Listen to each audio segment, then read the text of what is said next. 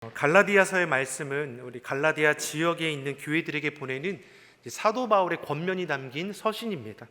갈라디아 지역은 이 사도 바울이 이방인의 복음 전할 자로 택함 받은 다음에 제일 먼저 전도지가 바로 이 갈라디아 지역입니다.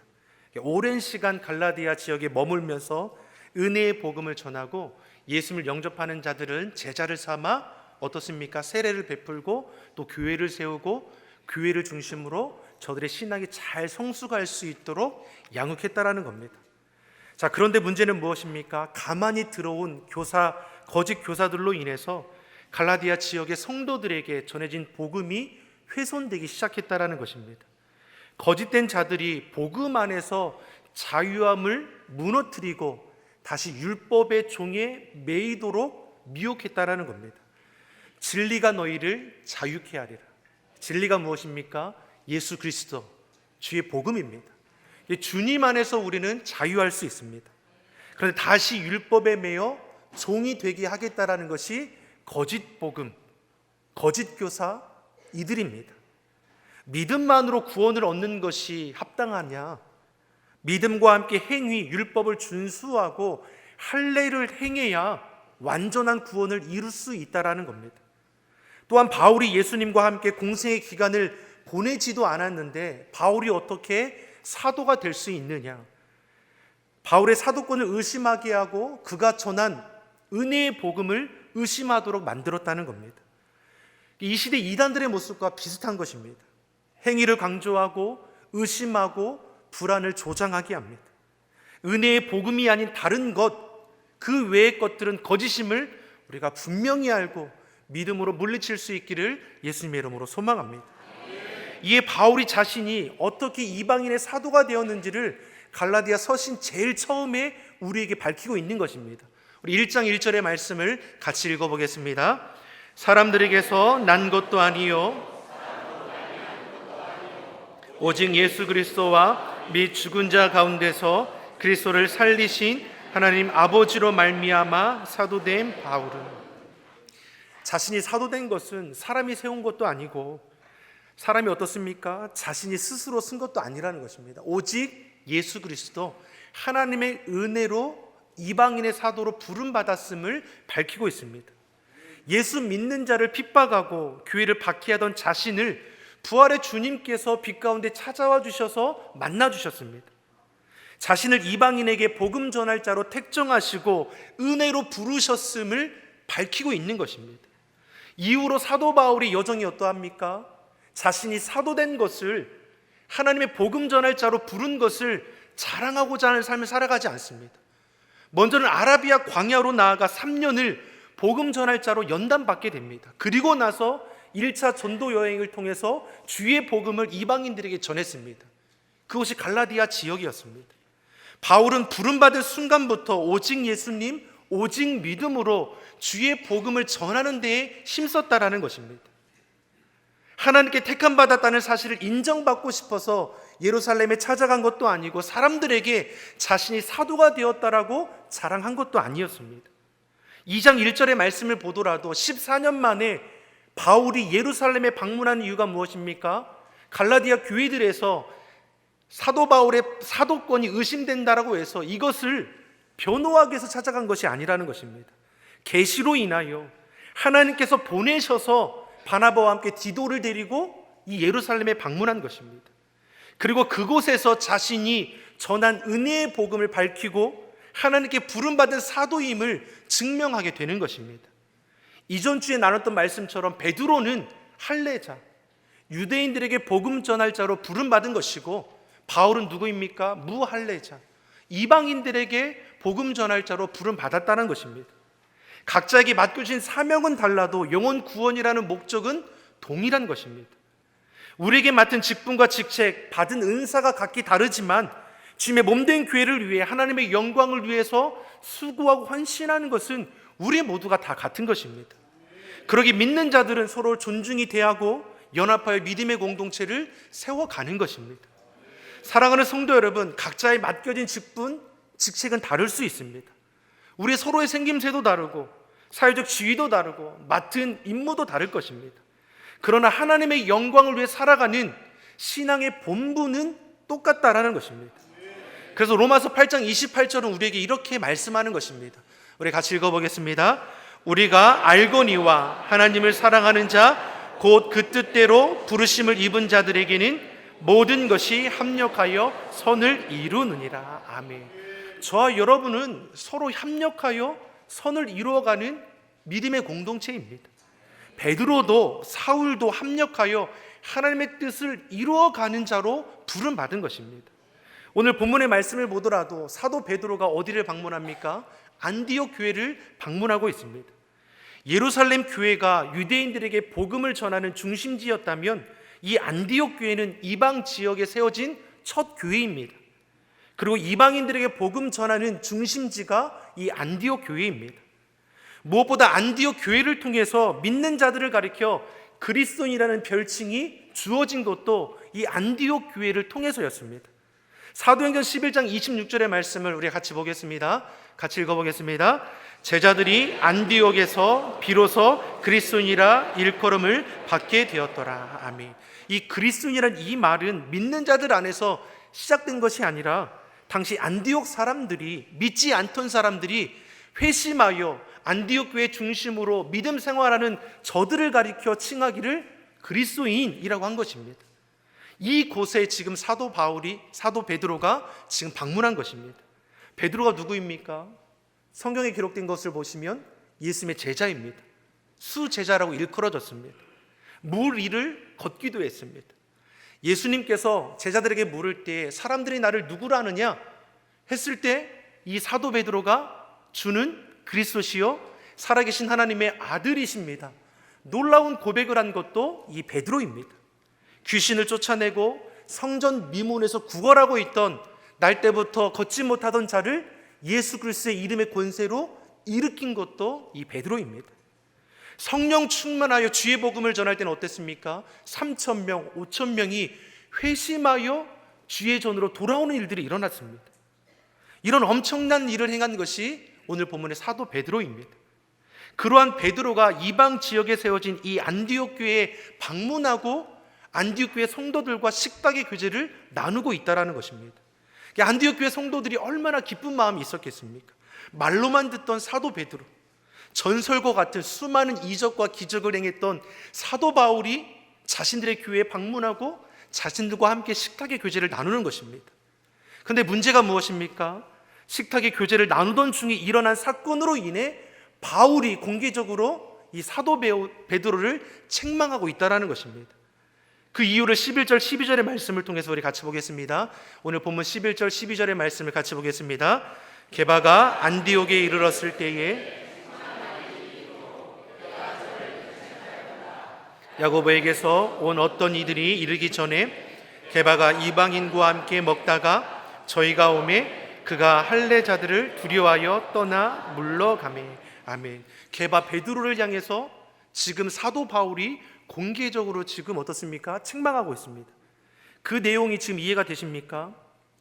사도 베드로가 안디옥 교회 방문해서 이방인 그리스도인들과 교제하며 식사를 나누고 있는데 예루살렘에서 이 할례자들, 유대인들이 방문한다는 소식을 들었습니다. 그러자 이 사도 베드로가 어떻게 합니까? 이방인들과 함께 식탁의 교제를 나누던 중에 유대인들이 들어온다는 소식을 듣고 그 자리를 급히 피했다라는 것입니다. 이 말씀 이해가 되십니까? 제가 설명해 드리겠습니다. 당황하지 않고. 당시 유대인들은 어떻습니까? 이방인들과 섞입니까? 안 섞입니까? 안 섞입니다. 이방인들과 말을 섞거나 그들과 가까이 하거나 심지어 식사를 함께 나눈다? 이건 말도 안 되는 겁니다. 그런 유대인들이 예수님을 믿어서 회심하여 그리스도인이 되었지만 어떻습니까? 주의 복음은 받아들였지만 여전히 놓치지 못하는 오래된 유대 전통 율법이 저들 안에 채워져 있습니다. 이러한 모습은 어떻습니까? 유대인 그리스도인들의 그 모습에서 드러나는 것이고 이 사도 베드로를 통해서도 우리가 보일 수 있는 것입니다. 대표적인 예를 통해 보면 사도행전 10장의 말씀을 보면 이 베드로가 시몬의 집에서 기도하는데 환상 가운데 하늘에서 한 그릇이 내려옵니다.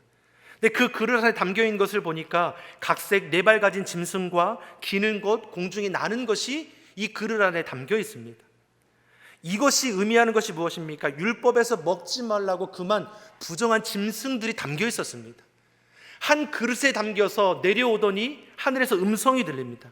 하나님께서 베드로야 일어나서 잡아먹어라. 그러니 베드로가 무엇이라고 대답합니까? 주여, 그럴 수 없습니다. 율법으로 그만 부정한 짐승을 이제까지 자신은 먹지도 않았는데 그런데 어찌 먹으라고 하십니까? 다시 하늘에서 음성이 들립니다. 사도행전 10장 15절 16절의 말씀입니다. 이 말씀은 같이 읽어보겠습니다. 또 두 번째 소리가 있으되 하나님께서 깨끗게 하신 것을 내가 속되다 하지 말라. 이런 일이 3번 있은 후 그 그릇이 곧 하늘로 올리워 가니라. 아멘. 하나님께서 뭘 말씀합니까? 내가 깨끗하다는 것을 왜 너가 속되다 하느냐. 이제까지 지켜오던 율법의 행위를 포기하지 못하는 사도 베드로의 모습을 우리가 보고 있는 것입니다. 사실 여기서 말하는 부정한 짐승이 의미하는 것은 이방인들입니다. 이전까지 이방인들의 신세가 부정한 짐승들과도 같았습니다. 저들은 버려진 자이고 구원을 얻을 수 있는 이들이 아니었습니다. 그런데 하나님께서 환상 중에 베드로에게 부정한 짐승을 보여주시면서 잡아 먹으라 하는 이 말씀은 너희가 부정한 짐승처럼 여기는 이방인들을 내가 깨끗게 하였다라는 것입니다. 그러니 저들에게 찾아가 주의 복음을 전하여 내 백성 삼으라고 주시는 말씀입니다. 이 사건 이후로 사도 베드로가 이방인 고넬료의 집에 방문하게 되고 그곳에서 주의 복음을 전하게 됩니다. 이방인 가정에 방문한 것도 대단한데 주의 복음이 전하지자 그 가정 가운데 성령의 충만함이 임하게 되고 세례를 받아 구원받는 역사가 그 가정에서 일어났습니다. 이전에는 어떤 생각이 있었습니까? 성령은 유대인들만이 받는 것이었습니다. 그러나 하나님께서 보내신 이방인 그 가정에서 주의 영이 임하는 것을 보고 사도 베드로가 깨닫게 되는 것입니다. 이방인에게도 자신들과 같이 동일한 은혜와 사랑을 베푸시는 하나님을 알게 되는 것입니다. 하나님께서 깨끗게 하신 것을 속되다 하지 말라. 이 말씀의 의미가 베드로가 알게 되었다라는 것입니다. 이후로 사도 베드로는 이방인들에게 복음 전하는 것이나 저들과 함께 음식을 나누는 것에 대해서 꺼리낌이 없게 됩니다. 오늘 본문의 안디옥 교회 방문해서 유대인 그리스도인들뿐만 아니라 이방인들과도 함께 식사하는 이유가 여기에 있습니다. 그런데 문제는 무엇입니까? 식사하던 중에 예루살렘에서 유대인들이 찾아온다라는 그 소식을 듣고 그들을 바라보고 음식을 함께 맛있게 먹다가 그 자리를 피했다라는 것입니다. 12절 13절의 말씀을 다시 한번 같이 보겠습니다. 12절 13절의 말씀입니다. 야고보에게서 온 어떤 이들이 이르기 전에 게바가 이방인과 함께 먹다가 저희가 오매 그가 할례자들을 두려워하여 떠나 물러가매 남은 유대인들도 저와 같이 외식함으로 바나바도 저희의 외식에 유혹되었느니라. 아멘. 자, 할례자 유대인들이 찾아왔음을 듣고 마치 이방인들과 식사하는 것을 하지 않았던 것처럼 자신을 피했다라는 것입니다. 그 자리에 있던 다른 유대인 그리스도인들도 심지어 어떻습니까? 바나바도, 안디옥 교회를 지도하던 바나바까지도 이 외식에 유혹되었다라고 성경은 말씀하는 것입니다. 이에 대해 바울이 복음의 진리를 따라 행동하지 않은 사도 베드로를 향해서 공개적으로 책망하고 있는 것입니다. 그 말씀이 14절입니다. 14절의 말씀도 같이 한번 보겠습니다. 그러므로 나는 저희가 복음의 진리를 따라 바로 행하지 아니함을 보고 모든 자 앞에서 게바에게 이르되 내가 유대인으로서 이방을 쫓고 유대인답게 살지 아니하면서 어찌하여 억지로 이방인을 유대인답게 살게 하느냐 하였노라. 아멘. 유대인인 당신이 이방인처럼 살면서 어떻게 이방인에게 유대인답게 살라고 하십니까? 다시 말해서 믿음 없는 자처럼 행동하는 당신을 통해 누가 복음의 진리를 따라 행동하겠습니까? 당신의 행동이 얼마나 부끄러운지 아십니까? 이 말씀인 것입니다. 베드로가 믿음이 없어서 이런 외식적인 행동을 한 것입니까? 결코 그렇지 않을 것입니다. 누구보다 열심하고 수고하고 헌신한 제자입니다. 그런데 이방인들과 식사하는 그 순간에 어떤 유혹이 찾아왔습니까? 유대인들이 나를 볼 때 어떻게 볼까? 사람들의 시선 때문에 그 마음이 흔들렸다라는 것입니다. 여러분, 우리도 신앙생활할 때 이럴 때 있지 않습니까? 사람의 시선 때문에 오히려 하나님을 의식하지 못할 때가 있지 않습니까? 하나님이 우선이 되어야 하는데 사람이 우선이 될 때 우리 안에 얼마나 많습니까? 부끄러운 고백이지만 성구 영신 예배 때도 나눴었는데 저는 모태신앙입니다. 지금까지도 주일 성수를 빠져본 적이 단 한 번도 없습니다. 놀라지 않는 것은 이 자리에 계신 모든 분들이 다 그런 분이라고 생각을 하기 때문에 그렇습니다. 그런데 어떻습니까? 식사할 때 여러분 어떻게 하십니까? 식사하기 전에 뭐 하십니까? 씻기도 하시죠. 왜 씻기도 하십니까? 일용할 양식을 주신 하나님의 은혜에 감사하는 겁니다. 여러분, 내가 거둔 것이 아니라 하나님께서 베풀어 주신 것을 우리가 잊지 않는다는 겁니다. 식사기도 한 가지만 받더라도 우리의 신앙과 믿음을 우리가 알 수 있는 것입니다. 그러니까 여러분, 식사기도 잘 하십시오. 중학교 1학년이 되었습니다. 도시락을 싸고 이제 학교를 가죠. 어떻습니까? 제가 누구를 의식하게 됩니까? 친구들을 의식하게 되는 겁니다. 내가 밥 먹기 전에 기도하는 거 뭐 부끄럽습니까? 하지만 그때는 부끄러운 마음이 있었습니다. 그러니 용기를 내지 못하고 도시락을 다 펼쳐놓고 식사 기도할 때 제가 항상 하는 행동들이 있었습니다.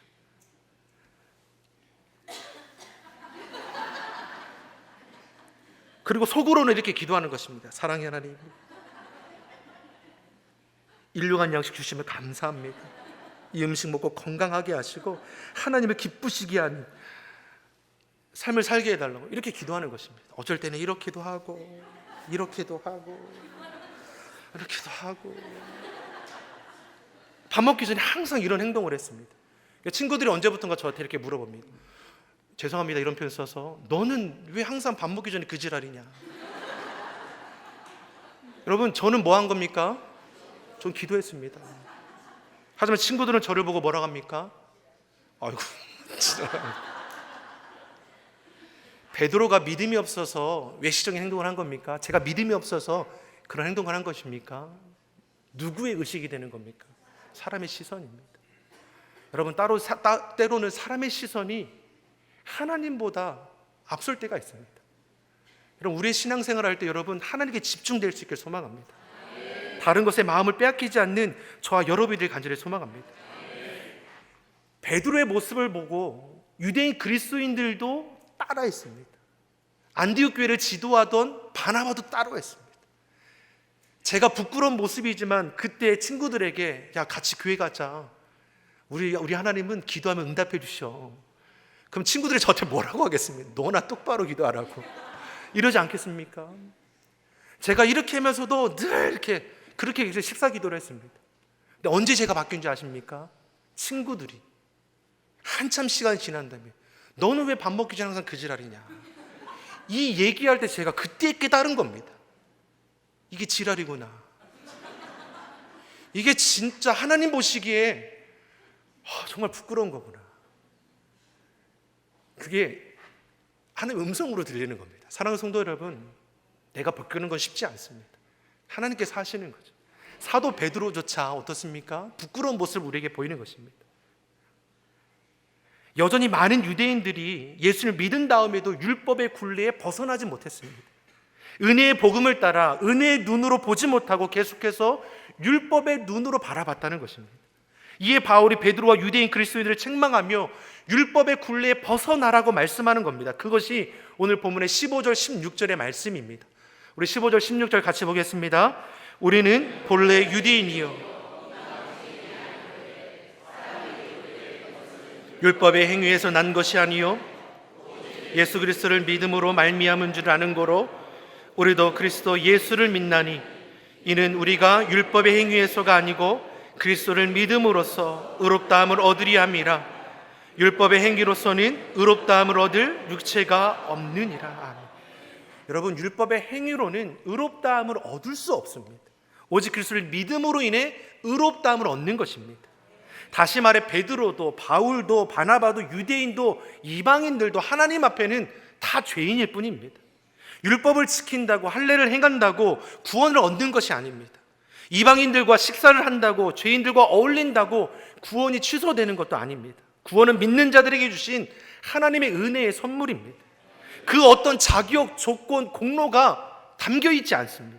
오직 예수님, 오직 믿음으로 의롭다함을 인정받는 것입니다. 하나님께서 예수님을 구원주로 영접한 우리를 의롭다 칭해 주신 것입니다. 그러기 우리의 자랑은 십자가밖에 없는 것입니다. 우리의 자랑은 예수님밖에 없는 것입니다. 저 여러분의 자랑이 오직 예수님 되기를 간절히 소망합니다. 우리 옆 사람에게 이렇게 고백하겠습니다. 나의 자랑은 예수님입니다. 아멘. 우리의 자랑이 예수님이 되길 간절히 소망합니다. 바울이 여전히 율법에 매여 있는 이들을 향해 그래서 믿음으로 사는 것이 어떤 건지를 오늘 본문을 통해서 우리에게 말씀해 주는 것입니다. 믿음으로 살아가야 한다는 겁니다. 그러기 위해서 어떠한 모습입니까? 우리가 잘 아는 말씀입니다. 갈라디아서 2장 20절의 말씀을 우리 같이 한 목소리 읽겠습니다. 내가 그리스도와 함께 십자가에 못 박혔나니 그런즉 이제는 내가 산 것이 아니요 오직 내 안에 그리스도께서 사신 것이라. 이제 내가 육체 가운데 사는 것은 나를 사랑하사 나를 위하여 자기 몸을 버리신 하나님의 아들을 믿는 믿음 안에서 사는 것이라. 아멘. 바울은 예수님 믿는 것이 무엇이라고 말씀합니까? 우리 안에 누가 사는 것? 예수님이 살아가는 것. 내 안에 예수님이 살아가는 것이 바로 믿음 안에 사는 것이라고 말씀합니다. 내가 그리스도와 함께 십자가에 못 박혔나니 그런즉 이제는 내가 산 것이 아니요 오직 내 안에 그리스도께서 사신 것이라. 예수님께서 십자가에 달리신 이유가 우리의 죄를 구속하기 위해서입니다. 하나님 아버지께서 나를 사랑하사 나를 위하여 독생자 예수님을 대속제물 삼아주셨습니다. 요한복음 3장 16절이 우리에게 증거하시는 말씀입니다. 우리 같이 한번 읽어보겠습니다. 하나님이 세상을 이처럼 사랑하사 독생자를 주셨으니 이는 저를 믿는 자마다 멸망치 않고 영생을 얻게 하려 하심이라. 아멘. 우리는 예수님 믿어 구원을 받습니다. 구원의 신비가 무엇입니까? 예수님을 영접함으로 인해서 예수님과 내가 하나가 되는 겁니다. 바울이 고백하는 것이 그러면 이해가 되는 것입니다. 내가 그리스도와 함께 십자가에 못 박혔나니, 내가 예수님을 영접함으로 예수님과 내가 하나가 되니 예수님의 죽음이 내 죽음이 되는 것입니다. 예수님의 부활하시는 승리가 우리 부활과 우리 승리가 되는 것입니다. 죄와 사망의 법을 이기시고 다시 사신 예수님의 그 놀라운 승리가 저와 여러분의 승리가 된 것입니다. 로마서 8장 2절은 우리에게 이렇게 증거합니다. 같이 보겠습니다. 그러므로 이제 그리스도 예수 안에 있는 자에게는 결코 정죄함이 없나니. 누가 저와 여러분을 정죄할 수 있습니까? 의롭다함을 입은 우리를 감히 누가 정죄할 수 있습니까? 예수님의 권세, 내 권세입니다. 요한복음 1장 12절이 말씀하지 않습니까? 같이 보겠습니다. 영접하는 자 곧 그 이름을 믿는 자들에게는 하나님의 자녀가 되는 권세를 주셨습니다. 아멘. 예수님의 권세, 내 권세입니다. 예수님의 능력도 내 능력이 되는 것입니다. 내게 능력 주시는 자 안에서 내가 모든 것을 할 수 있느니라. 그런즉 이제는 내가 산 것이 아니요 오직 내 안에 그리스도께서 사신 것이라. 믿는다는 것이 무엇입니까? 내 안에 우리 예수님께서 살아 역사하시는 것입니다. 나는 죽고 예수로 살아가는 것입니다. 이것이 바울이 믿는 자에게 주시는 놀라운 은혜의 고백이고 도전입니다. 바울은 예수님만으로 충만한 삶이 무엇인지를 그 인생을 통해서 우리에게 보여주었습니다. 예수님을 소유한 삶이 얼마나 능력이 있는지를 그 삶을 통해서 우리에게 보여준 것입니다. 사랑하는 성도 여러분, 예수님을 소유한 인생은 무엇과도 비길 수 없고 바꿀 수 없는 인생을 살아가게 할 것입니다. 저와 여러분이 주어진 삶의 자리에서 믿는 자로서 예수님을 증거하는 삶을 살아가기를 간절히 소망합니다. 무엇보다 사람의 시선이 아니라 하나님 앞에 우리의 마음과 우리의 생각과 우리 삶을 온전히 집중하여 나아감을 통해서 이 시대에 놀라운 역사를 이뤄갈 수 있는 우리 모두가 되기를 예수님의 이름으로 축원합니다. 기도하겠습니다. 내가 그리스도와 함께 십자가에 못 박혔나니 그런즉 이제는 내가 산 것이 아니요 오직 내 안에 그리스도께서 사신 것이라. 이제 내가 육체 가운데 사는 것은 나를 사랑하사 나를 위하여 자기 몸을 버리신 하나님의 아들을 믿는 믿음 안에서 사는 것이라. 사랑의 하나님 아버지, 우리가 주님 안에 거하기를 원합니다. 헛된 것에 마음 빼앗기지 않게 하시고 오직 믿음 안에서 살아가게 하여 주시옵소서. 우리에게 맡겨주신 사명의 자리를 지키게 하시고 우리의 수고와 열심이 오직 주님께만 영광이 되고 기쁨이 되게 하여 주시옵소서. 감사드리며 예수님의 이름으로 기도드립니다. 아멘.